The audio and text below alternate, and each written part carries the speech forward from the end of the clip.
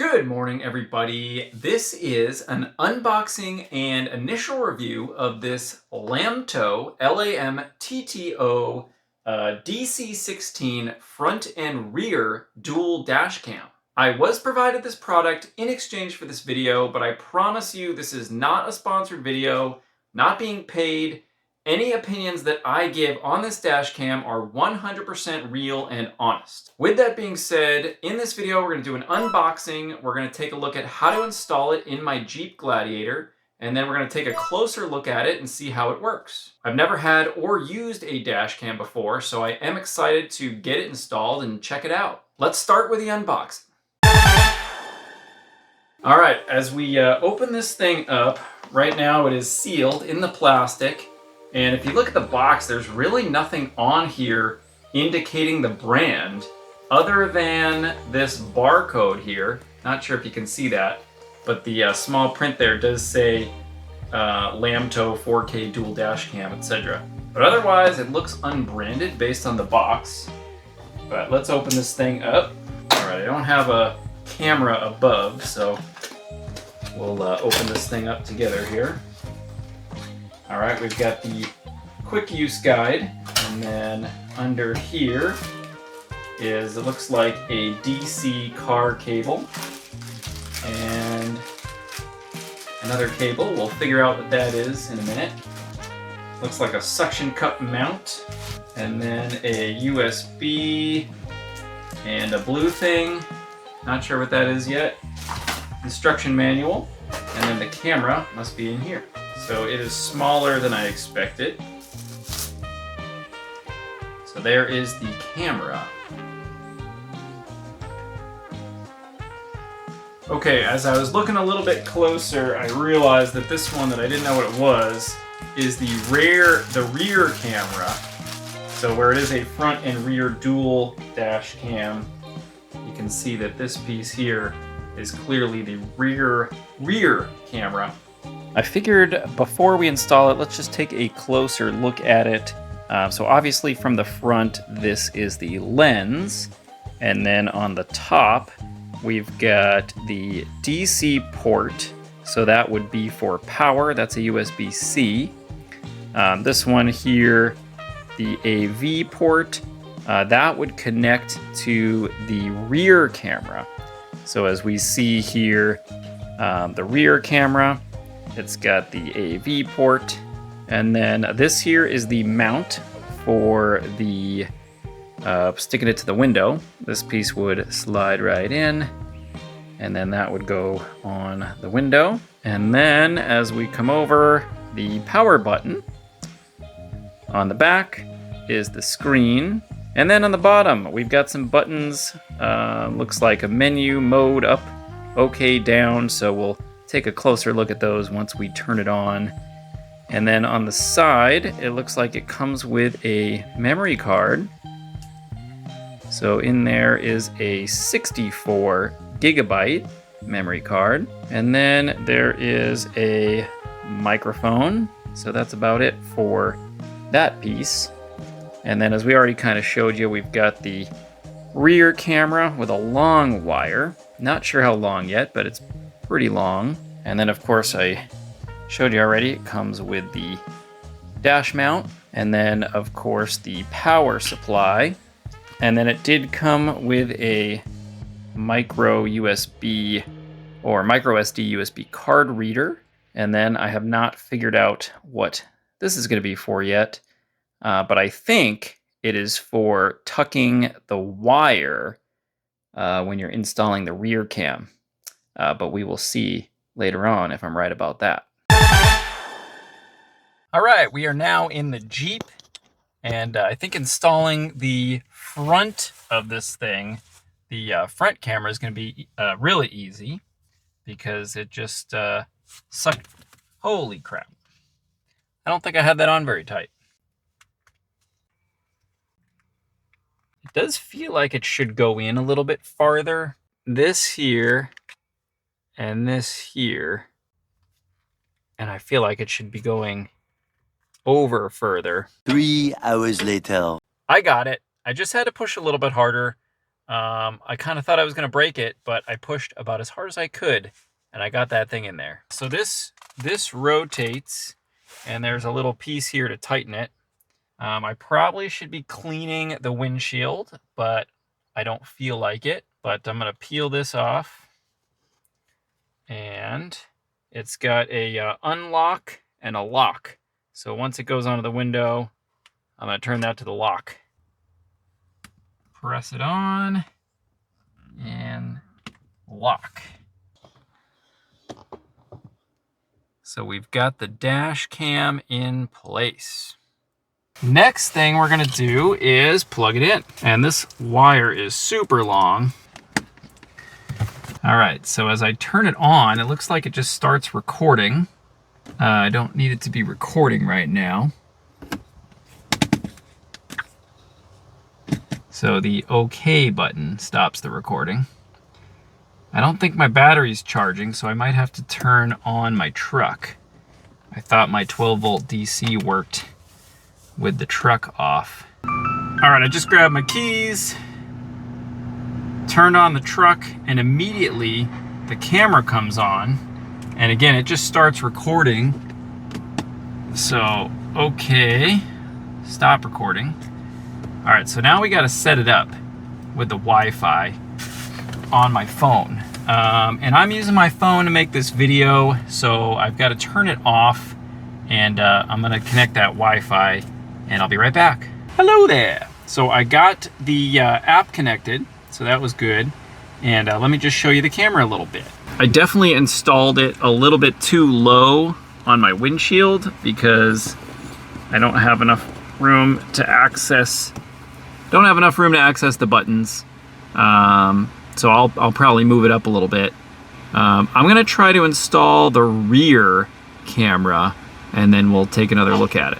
I just took a little while to figure out how to, how to run the wires for the rear camera, and I also ended up moving the camera to the far passenger side. I'm glad I did that all off camera because it took me a little while to figure out, but let me show you what I did. So first of all, I moved the front camera here. So looking at the passenger side in the far corner. And then this is the wire for the rear camera. So I kind of ran it through. This would be pretty specific to the Jeep Gladiator, but I ran it through up here. And then I've got these handles. So I've got the wire on the top there over the little strap for the handles because I really wanted it to be out of the way. And then I ran it, over the handles up above this piece here. So that piece there, it's running over there. And then coming in the passenger's door, let's see, it's just above here, above there. You can't see it, but it's above there. And then there's the wire right there. And then I'm gonna pull the seat. I hit the mute button on my mic, pull the seat down. Let's see, that's a different wire, but here it is. And then you can see a little extra of it is just back here for now. And then I've got it going out the window. And then I have the truck cap with a window. Let me show you that. So it's going through there. And then this is the truck cap window. So it's going through there. Even with this wire going through, I can still close the window completely. I think you could probably hear it snap shut. And then with the truck cap on, there's the wire coming out into the truck cap. And then I used electrical tape, which is clearly not going to work because it's already fallen off.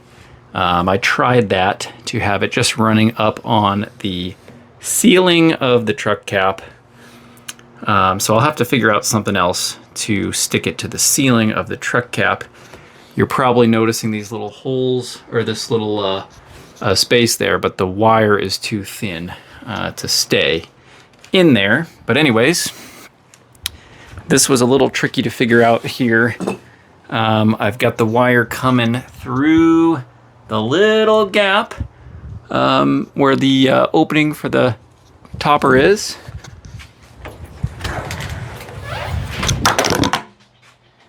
Whoops, dropped my mic again. So then as I close the truck topper, I've got the wire and the rear cam there. All right, so now that that's installed, let's try it with the rear cam and see what happens.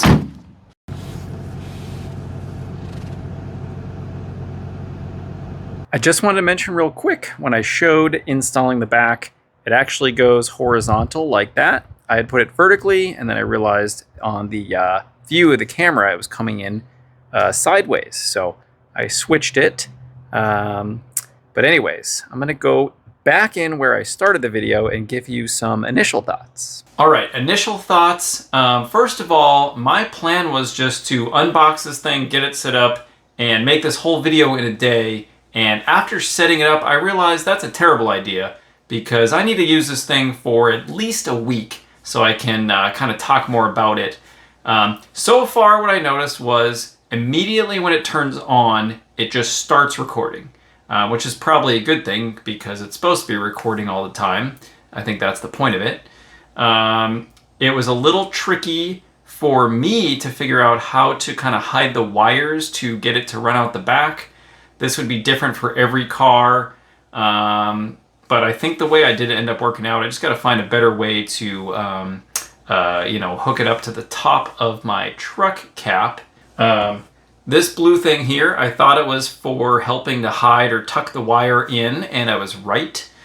It came with a 64 gigabyte memory card, so it looked like it had about 3 hours of recording. I think it can be used for up to 128 gigs. Let's find out, actually. All right, it says it can support cards ranging from 128 gigabytes to 256 gigabytes. Obviously less since it came with a 64 gigabyte card. But yeah, it seems like there's a lot more to this thing than I realized. So I'm going to use it for the next week and then kind of give you some thoughts that I'll have after actually having used it for a week. The front camera can be set to film at 1080, 2.7K, or 4K. I'll show 1080 and 4K at the end. The rear cam is 1080 only. While I'm showing some of the footage from this past week, here are some of the things that I can mention. The suction has stayed on perfectly. I'm not sure if I'll have any trouble in extreme heat, but the highest temperatures this past week were in the mid-70s. I have enjoyed the camera in the top right corner of the window. It's been out of my way, but still captures everything. This footage is all raw, straight from the camera.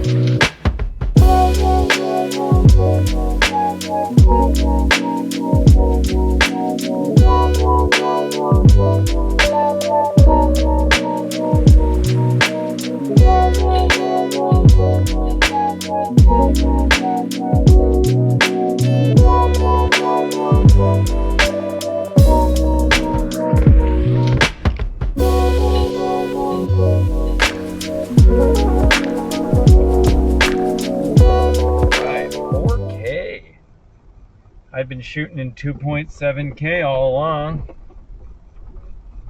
Storage capacity probably doesn't matter that much because it's not like I'm using this footage for anything. Hey, maybe I could use this footage for some vlogs. If the 4K footage looks good, why not?